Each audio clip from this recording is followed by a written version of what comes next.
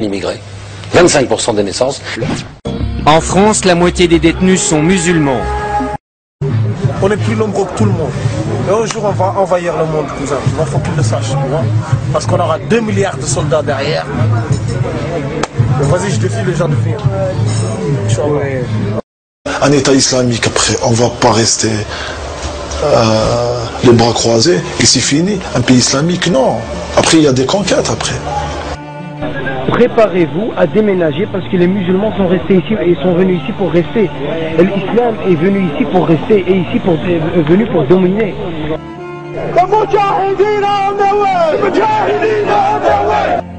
Ils sont prêts à tout signer, à signer un certain nombre de textes spécifiant qu'ils respecteront la laïcité, spécifiant qu'ils respecteront un certain nombre de valeurs de la République, de démocratie, de tolérance, de laïcité, de tout ce qu'on veut.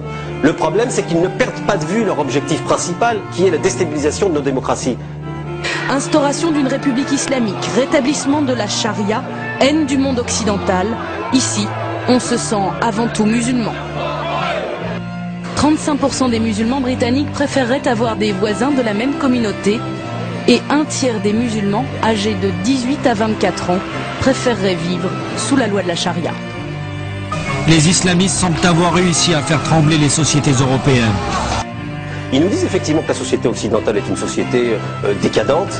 Et regardez, non seulement on est chez vous, mais en plus, on vous insulte, on dit que la démocratie, c'est pas possible, nous sommes victimes de discrimination et autres.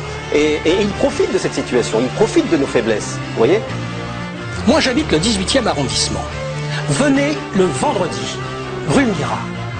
Et vous ne pourrez pas circuler rue Mira. Parce que rue Mira, elle est fermée par des islamistes.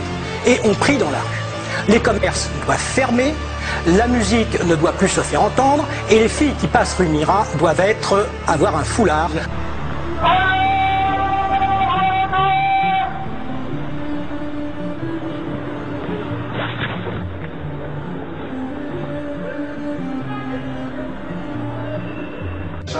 Une femme peut-elle faire du vélo? Est-il possible de travailler dans un lieu qui vend du porc? Dois-je divorcer si mon mari arrête de faire la prière? Dois-je quitter la table si mes collègues de travail boivent de l'alcool? C'est l'islamisation de la vie quotidienne. Ils réclament sans cesse des salles de prière, ils réclament sans cesse le port du voile, l'autorisation de jours fériés qui sont des jours fériés musulmans et non pas les jours fériés du calendrier classique.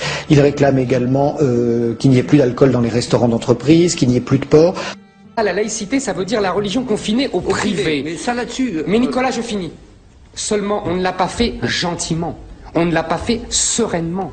On a obligé, parfois avec la force armée, à ce que les religions rentrent dans le privé. Elles ne le font pas spontanément. On ne le fait pas gentiment, on ne le fait pas sereinement. On le fait par la force et par la pression. Oui, mais c'est une guerre. Moi, je crois mais pas parce que sinon les religions bouffent tout.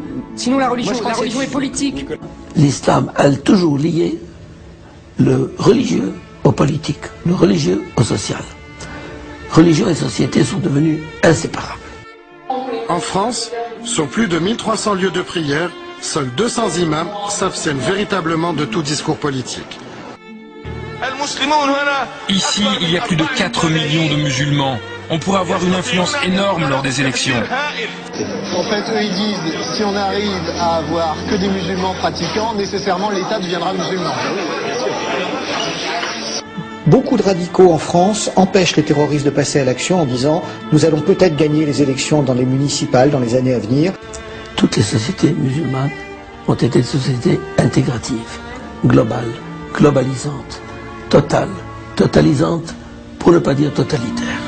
Si vous lisez le Coran, si vous regardez la vie du prophète, si vous lisez les hadiths, on n'est pas du tout dans la logique républicaine. On est dans une logique inégalitaire, on n'est pas dans une logique féministe mais misogyne, phallocrate, on n'est pas dans une logique cosmopolite, on est dans l'antisémitisme, on est dans la haine de l'étranger, on n'est pas dans une logique pacifiste, on défend la peine de mort, on défend l'égorgement des infidèles, etc.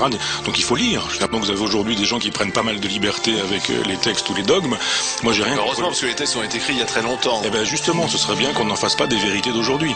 Donc moi j'ai rien contre les musulmans, j'ai rien à reprocher aux musulmans, et j'ai à reprocher à l'islam, en disant l'islam est une religion qui n'est pas, contrairement à ce que dit la Vulgate aujourd'hui, une religion de paix, de tolérance et d'amour. C'est pas vrai.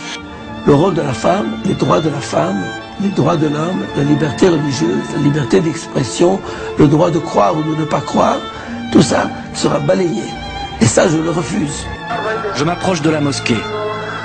Entre deux louanges à Allah, on entend distinctement un bruit métallique. C'est le cliquetis des chaînes. Mais où va-t-on? Mais où va-t-on? Mais c'est un retour à la barbarie. 3 heures de tuerie dans les villages de la région de Jos ont fait plus de 500 morts. Tous des chrétiens, tués à coups de hache ou de couteau par des extrémistes d'une tribu musulmane.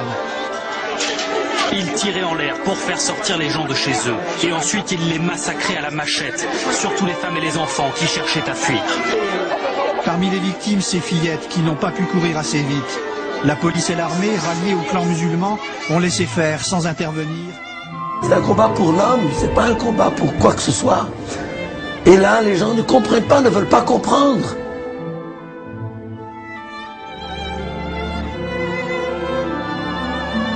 Sur l'homosexualité, les propos reviennent au temps les plus sombres de l'histoire. Jugez vous-même. La seule question que se pose Youssef El-Kardaoui porte sur la nature de la sentence à appliquer. Est-ce qu'on tue l'actif et le passif? Par quels moyens les tuer? Est-ce avec un sabre ou le feu ou en les jetant du haut d'un mur? Cette sévérité qui semblerait inhumaine n'est qu'un moyen de débarrasser la société islamique de ces êtres nocifs qui conduisent à la perte de l'humanité. Si demain la France devient musulmane, bah effectivement, c'est la charia qui devrait prendre le truc. Et alors... Juste un truc, là vous me faites peur. C'est vrai? Non, faut pas avoir peur. Mais ces valeurs que vous avez conquises de longues luttes, hein, êtes-vous prêt à les défendre?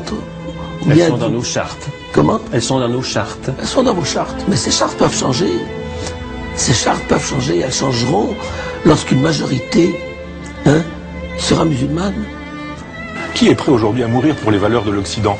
Personne. Il n'y a pas un Américain qui est prêt à mourir pour les valeurs occidentales. Il n'y a pas un Occidental qui est prêt à mourir pour ses idées. Il y a plein de gens qui, en revanche, du côté de l'islam, sont prêts à mourir pour leurs idées parce qu'ils y croient, parce qu'il y a la logique du paradis, parce qu'il y a l'idée du djihad, parce qu'il y a l'idée que quand on meurt pour le prophète, eh bien, on a les clés du paradis immédiatement. Je suis hors morale. Je suis par-delà le bien et le mal dans cette aventure. Je dis que quand une civilisation s'effondre et qu'à proximité, une autre est en train de se proposer avec des individus qui sont prêts à mourir, à se faire sauter avec des ceintures d'explosifs en disant on croit à notre civilisation, on croit à notre culture, eh bien on le sait, on le regarde, c'est comme ça, Hegel en a bien fait l'histoire depuis le début de l'humanité.